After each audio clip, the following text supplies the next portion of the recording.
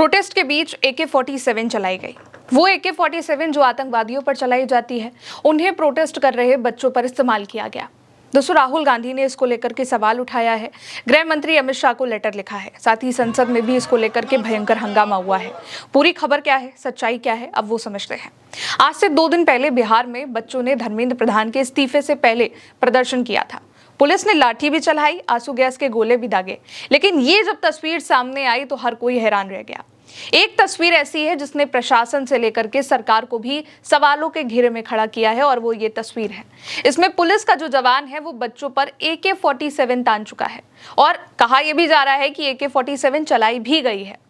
CRPF, RAF और कुछ राज्य पुलिस की जो स्पेशल यूनिट्स होती है, उनके पास AK-47 और AKM राइफल्स होती हैं, जो कि आतंकवाद, नक्सल प्रभावित इलाकों या फिर बहुत ही खतरे वाले मामलों में इस्तेमाल होती हैं।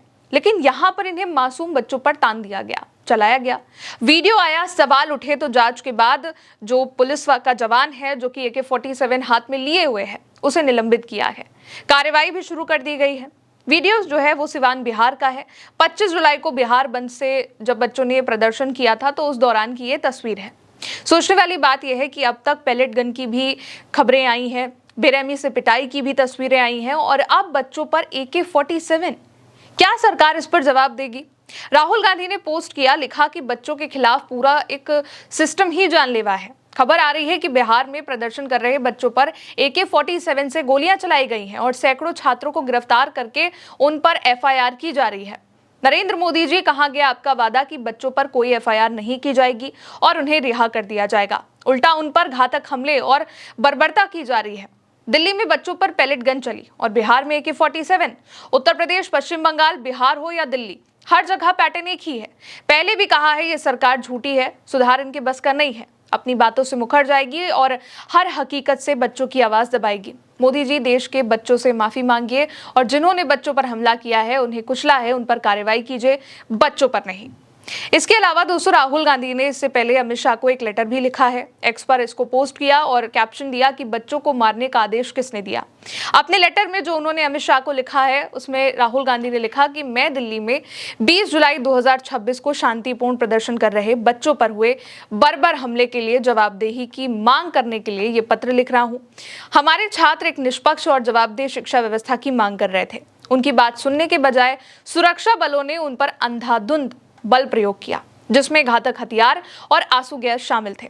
सैकड़ों बच्चों को गंभीर चोटें आई हैं। महिला छात्राओं पर पुलिसकर्मियों द्वारा हमला किया गया, जिसमें उनके निजी अंगों को निशाना बनाया गया। सबसे चौंकाने वाली बात, घातक पैलेट गन का इस्तेमाल है। मीडिया और सोशल मीडिया रिपोर्ट्स में स्पष्ट रूप से दिखाया गया है कि कई लोग गंभीर रूप से घायल हुए हैं, जिनमें एक पत्रकार भी शामिल है। मैंने 19 साल के साहिल लोचब से मुलाकात करी, जो कि पैलेट गन से गोली लगने की वजह से बहुत दर्द में है और संभवतः एक आंख खो भी सकता है।